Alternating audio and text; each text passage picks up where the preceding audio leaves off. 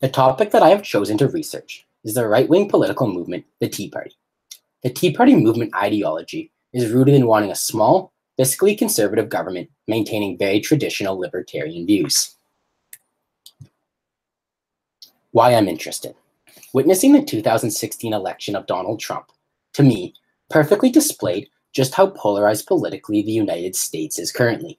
Seeing the rise of candidates like Bernie Sanders and Donald Trump showed the extremes of the political spectrum. Specifically, far-right ideals have become quite prevalent in society today. The visual in the right-hand corner is U of T professor and now best-selling author Jordan B. Peterson. Dr. Peterson struck fame in a hotly contested debate over pronouns and free speech on campus, and is another relevant example to the divergence of political views seen today. I find the political polarization of the United States fascinating, and I want to try to understand its workings at a deeper level. I believe researching the Tea Party movement perfectly exemplifies the radical division of politics in America and will provide insight into the political polarization ongoing. Research question. The research question I've created is composed of two major sections: the origins of the Tea Party movement and its impact on the GOP. My initial understanding of the Tea Party was I was directly derived from the 2008 financial crisis, and I wanted to dive further into understanding if that was the case, or whether it was simply a factor in a larger reason. The second portion is its impact on the GOP.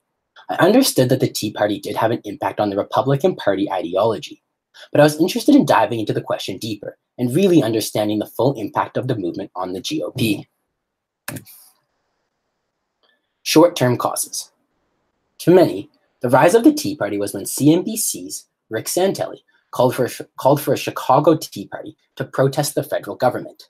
This led to massive protests, specifically on tax day in 2009, where upwards of 800,000 people protested the federal government.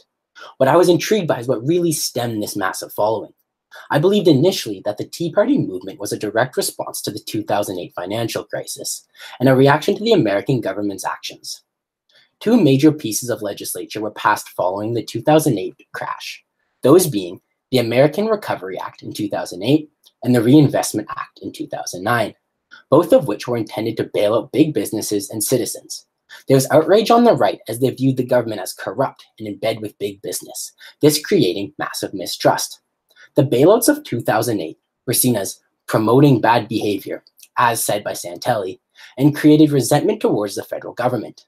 Examining a source from authors Fried and Harris has revealed that perhaps there were other short-term causes for the Tea Party movement, specifically the election of Barack Obama in 2008. Many on the right saw Obama as a socialist, threatening the principal view of the Tea Party being small government. Whether it being Obamacare or fear of Obama supposedly stealing citizens' guns, his election created backlash on the right and is a principal reason for the rise of the Tea Party movement. Long-term causes. One thing my research has revealed is that the rise of the Tea Party runs deeper simply than the 2008 financial crisis. One common subject of the Tea Party is a hatred of Barack Obama. One source I found by academic David Lotto reveals an interesting idea that racism may be at the root of the Tea Party movement.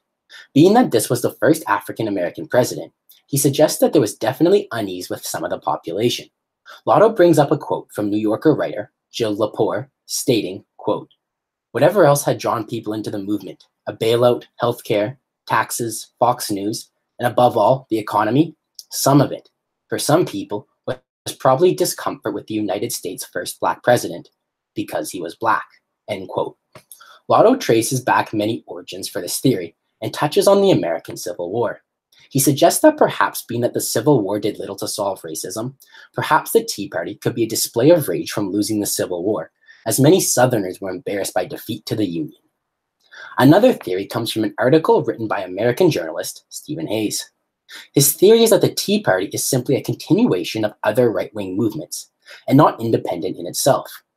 He notes that there were right-wing movements before, such as the Reagan Revolution in the late 70s and the Republican Revolution in the mid-90s.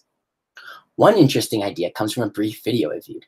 Jeff Nesbitt published a book entitled Poison Tea: How Big Oil and Big Tobacco Invented the Tea Party and Captured the GOP.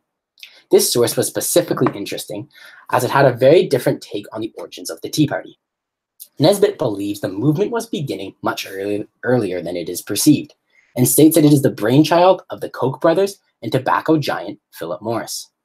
The purpose of its creation was to create anti-tax groups to fight battles for the powerful Koch brothers. The Koch brothers had ties to the organization as they provided massive sums of funding to the Tea Party endorsed candidates. Preliminary thesis. The preliminary thesis I have created is as follows. Although it is clear that the 2008 financial crisis played a role in the creation of the Tea Party, it was simply a small factor, and the direct origins of the movement are far more complex and deep-rooted than it may be perceived. The Tea Party created divisive issues within the GOP, changing its ideology as it began to lean more right. This can be illustrated through Mitt Romney's effort to appease Tea Partiers in 2012 and may have hurt his chances of election by alienating centrists. The first component of my thesis is grounded in my preliminary findings thus far. I have concluded that it is simply impossible to attribute the 2008 financial crisis as the root cause of the Tea Party movement.